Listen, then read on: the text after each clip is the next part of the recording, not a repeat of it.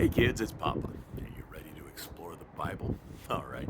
Hey, we are out in Las Vegas, and you've been here before, haven't you?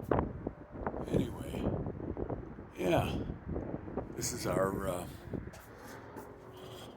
condo that your dad hooked us up with, and so anyway, we are in First Kings chapter 10.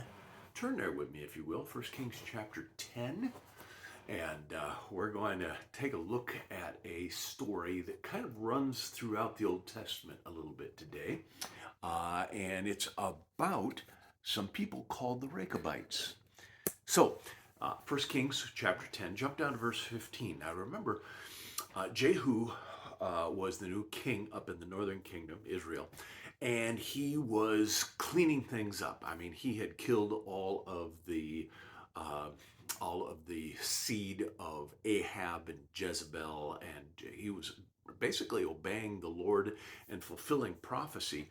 But notice what it says in verse 15. Second Kings, did I say Second Kings? Second Kings chapter 10, verse 15. Follow along with me, if you will.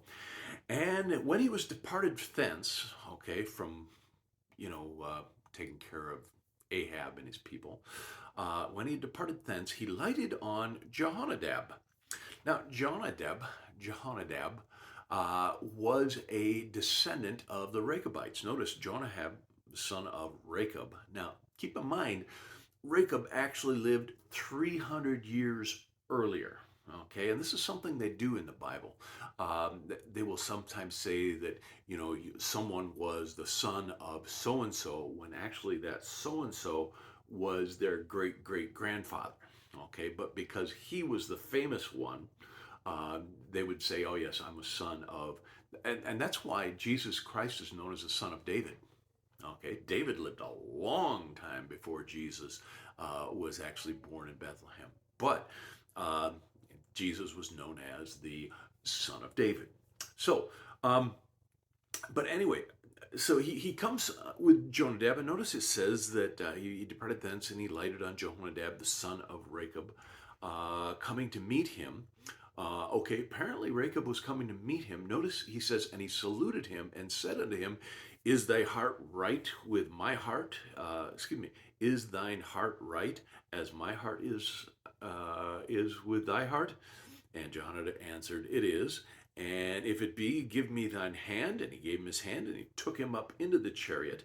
And then he said, come with me and see my zeal for the Lord. For so they made him ride in his chariot. Now, before we go and talk about what they actually did together, we actually need to talk a little bit about the Rechabites.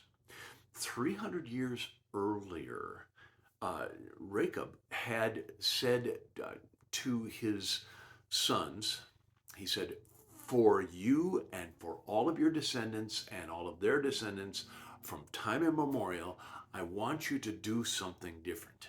Okay? First of all, he said, I don't want you to drink any wine. Okay? Don't drink any alcoholic drinks, no wine. Don't do it. Now, that is just kind of good advice, but it was kind of unusual back then.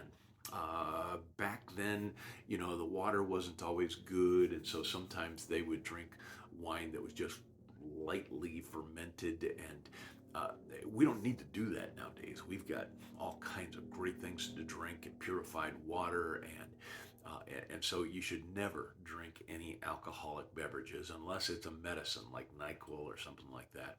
But Rechab said, I don't want you to drink any alcohol because that clouds your mind and it allows you to be deceived by other people. Do not drink any wine. Don't drink any alcoholic beverages. And then he went on and said, and I don't want you I don't want you to buy a house and live in it. I want you to live in your tents. Now, their fathers had lived in tents for years. And so this wasn't anything unusual, but everyone was buying houses because now they'd moved into the promised land and they could buy houses. And he says, don't buy a house. Now, this one's kind of strange. I mean, after all, your parents own a house. I own a house. Anything wrong with owning a house? No. It's just that it kept them mobile. Okay? It kept them so that they could pack up their tent and move someplace else, kind of like living in an RV nowadays. And Reka put this on them. Now, there are some times when the standards that our parents put on us make perfect sense, like the thing no alcohol. There are other times when the standards put upon us don't seem to make any sense. If that's the case, then we need to ask the Lord, is this a standard? No, not now, because if you're living in your parents' homes, you follow their standards. Okay, it's as simple as that.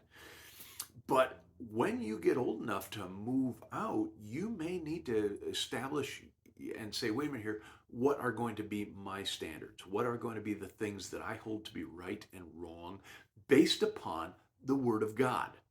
Now, our standards need to be based upon the Word of God.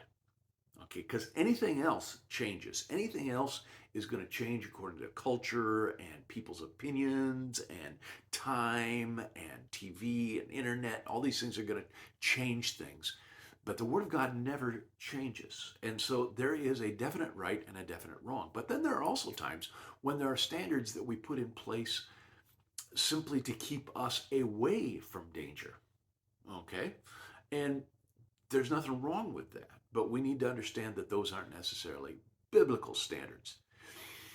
Now, the interesting thing is that because he didn't drink wine, and because he lived in a tent, and because he did this out of obedience to his forefathers, and because he taught this to his children, and his children were going to do it, they had a reputation for being righteous, for being close to God. And so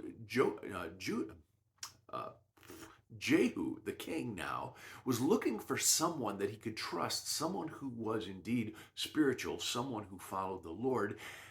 And the Rechabites had a reputation for that. And so he sought him out. You want a good reputation? Always do what's right. It's as simple as that. You want a good reputation? Always do what's right.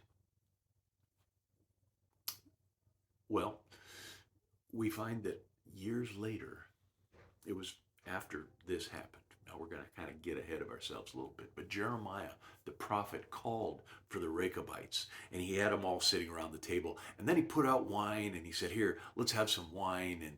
And they said, "No, we don't have wine. Matter of fact, we haven't had wine for over 300 years. And we're not going to, because we told our parents and they told their parents all the way back to Rechab that we aren't going to drink wine. And that's why we live in tents." And Jeremiah says to them, "Good. I was testing you and you've passed the test.